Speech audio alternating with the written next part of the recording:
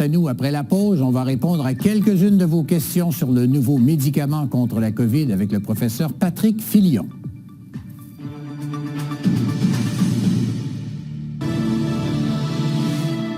Depuis quelques heures, un nom est sur bien des lèvres, le Paxlovid, un nouveau médicament contre la COVID qui a été approuvé par Santé Canada. Mon invité, Patrick Filion, bienvenue à notre bulletin de nouvelles. Bonsoir, M. Donnet. Votre réaction face à ce nouveau médicament? Bien, c'est un nouveau médicament que l'on attendait. Il avait déjà été homologué en Europe et aux États-Unis. Donc, on est très heureux là, de pouvoir l'avoir maintenant ici au Canada parce que c'est une arme de plus que l'on pourra utiliser là, contre la COVID. Donc, c'est une très bonne nouvelle. Les tests sont encourageants parce que ça semble diminuer le nombre d'hospitalisations et de décès. Oui, s'il est administré à temps, chez les personnes qui ont des symptômes modérés à faibles, on peut voir une diminution de 85 à 89 des hospitalisations et même des décès. Donc, c'est quand même très encourageant là, comme données.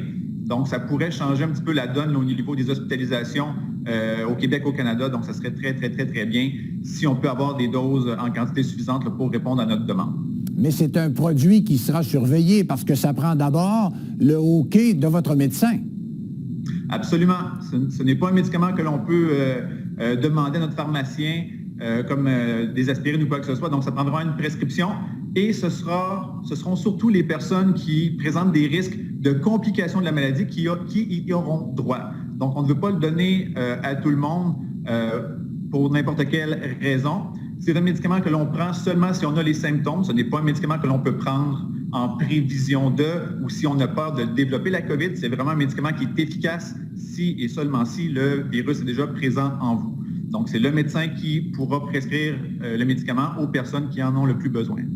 Une question qui me vient en tête. Pourquoi un nouveau médicament, ça prend plus de temps que la production d'un vaccin? Ça, c'est une très bonne question. Les médicaments comme tels, en fait, une des molécules là, qui est dans la Paxlovid existait déjà, mais était utilisée pour autre chose. Maintenant, beaucoup d'efforts ont été amenés pour les vaccins. Donc, on voulait prévenir la maladie, non pas seulement la guérir.